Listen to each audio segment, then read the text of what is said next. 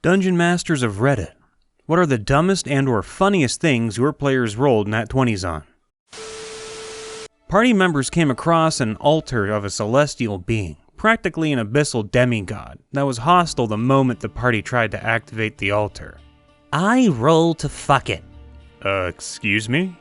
I want to fuck it. Okay, roll for it. You need at least a non-nat 20 to do it. The bard rolls a nat 20. Party goes wild with laughter, including myself. Sucked it up and asked the party members to vacate the premises so the two could get it on. Bard was level 3 and convinced an abyssal god to bring him that ass. Party was battling some goblins and one of my players, a wizard, was across the room from the rest of them. Now that I have killed the goblin, I rip off its arm and throw it at the other goblin across the room. Which one? The one with 1 hit point left. You do realize you're more than 30 feet away from the rest of your party, right? Can I do it? Fine, but you'll have to roll pretty high for this to work. Wizard rolls a nat 20. You throw the severed goblin arm as hard as you can towards the other goblin. It sails through the air and bitch slaps the other goblin so hard that it dies instantly.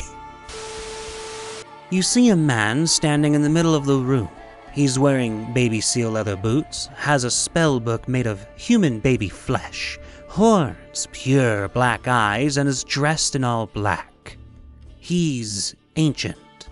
As old as time itself, the original sinner. He's wearing magic-suppressing shackles, but can obviously still fight. Dope! He shows you his magical shackles and asks you to free him. If you do, he will not harm you, but if you don't, he says he will kill you. The party agrees not to free him. Big Baddie TM attacks the rogue. Rogue, now at half health after a single hit. Now, wait a minute, we can talk about this. Hold on, sir, let's talk. You already said you weren't going to free me, so why should I talk to you? No, I understand that, but why do you want to kill us? 'Cause it's my job. My captor told me to. If I don't get fed. Okay, but I packed an extra ration. You can have it. He won't feed me after you leave. Your single extra ration won't last. Okay, but what if I, come back with more food? I know you're just stalling to get out of here alive. I'm not. You're a very pleasant conversation. I mean, you're millions of years old. Surely you have plenty of cool stories to tell. I'd totally be down to come back with tea and have another chat sometime. Roll for deception. I'm not deceiving him. I'm 100% coming back for tea. Then roll for persuasion. Nat 20. So he lets the party pass unharmed, and now the rogue has tea with him every Sunday. The rogue is now best friends with a horrible baby-killing ancient man who literally invented betrayal. She gave him a fucking friendship bracelet.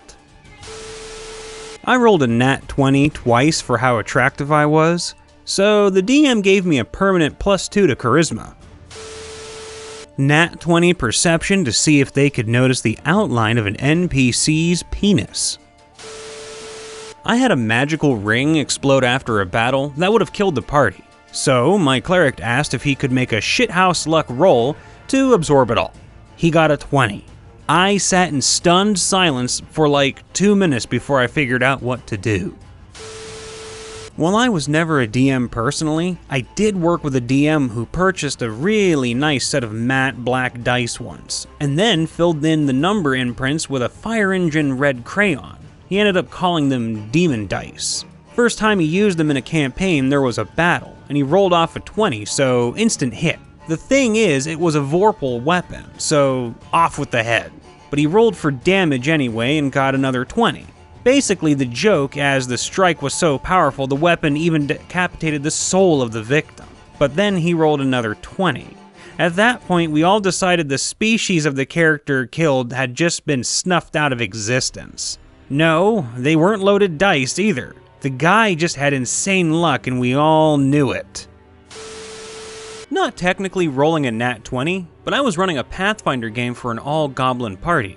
It was one player's birthday, so I gave him a free nat 20 for any one roll. The party wound up in the Underdark and encountered a female Drider.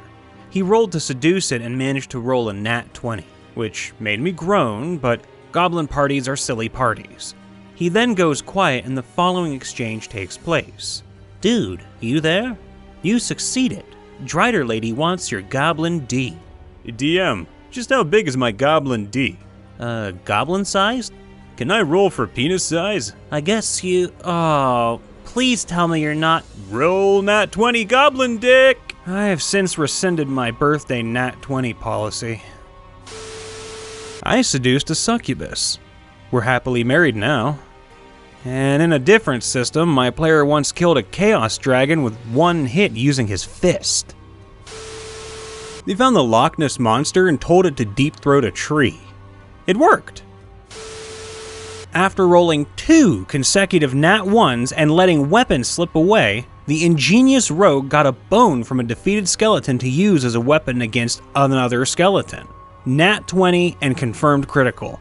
He started to carry that bone around as a backup weapon, and to pretend to be a necromancer if need ever arises. Ranger and Bard are fucking around in a tavern. That gentleman is giving you the stinky eye, Ranger. Nonsense. Later that night. Hey, dude, that guy wants to fight. Point me to said fucker. The Bard points. I throw my mug at him. Alright. Nat 20. You kill the civilian. Everybody is screaming and calling for the guards. Fuck, run! Not a DM, but one game my clumsy half-orc rolled a nat 20 on a grapple, followed with a nat 20 to kill a dark elf while falling down 100 steps. The DM just did the slow facepalm drag down the face move. Not all N20, but a drinking/eating competition that got remarkably high checks on managing to win both. The character won a pie tin that could generate a pie per day and title of the Glutton King in the town. A player here. We were messing with the starter kit. You enter the town. Can I investigate? Sure. Rolls a 20. It's a town. Can I roll for history? Sure. Rolls a 17 or so. +5. It's a fucking town, you idiots. There's nothing to wonder about. You guys are being stupid. We found a baby Sparkton dragon, and I tamed it. Party members are in tunnels leading down into ancient ruins of a civilization that had been corrupted when they tried to harness the energies of the far realm. When they came to a natural cave formation, they disturbed these bat-like creatures that had been mutated by the energies of the warp into blind, furless flesh bags with wings that can unhinge its jaw to swallow their prey. The party was having a pretty hard time dealing with them because it was dark and they are stealth hunters that kept to the ceilings and ambushed our party. That's when our gnome paladin and orc barbarian came up with this wonderful idea. I would like to use my bonus action to ready a level 3 smite, and then I will climb onto Orc's arms. I would then like to ready an attack for when one of those bat things comes into my attack range. I would like to throw the gnome paladin at one of those bat things. Sure. Roll an athletics check with a DC of 9, considering the gnome is a paladin in full gear. Rolls nat 20 and flings our paladin at the bat. Paladin comes into range of the bat, rolls for attack, rolls a nat 20, proceeds to swing her hammer and exploding the bat into a fine bloody mist and intimidating the swarm as they smelled the blood of one of their own fill the air, making them flee in terror and submission. End encounter. I banned the usage of the word salsa in my D&D game, as it was a Victorian-themed game and all my players wanted was some salsa. Saying or talking about salsa resulted in an instant death. One guy just pleaded for a death save. I granted. A fucking 20. I made my players roll an attractiveness score as a sort of passive charisma at the start of my campaign. You roll and then add your charisma score to it. We ended up calling our paladin Big Sexy due to his natural 20 making his attractiveness 23. His cousin, the Bard, got a 24 attractiveness with a nat 19, but we decided he was still sexier due to BDE. Was doing a casual one-off campaign with some friends in which you could do just about anything within reason if you roll a 20. One of my friends was playing a lawful good kobold paladin and got fed up with an encounter taking forever, and so rolled to throw his massive two-handed warhammer at the last skeleton who had been tanking blows with a shield. He rolled a 20.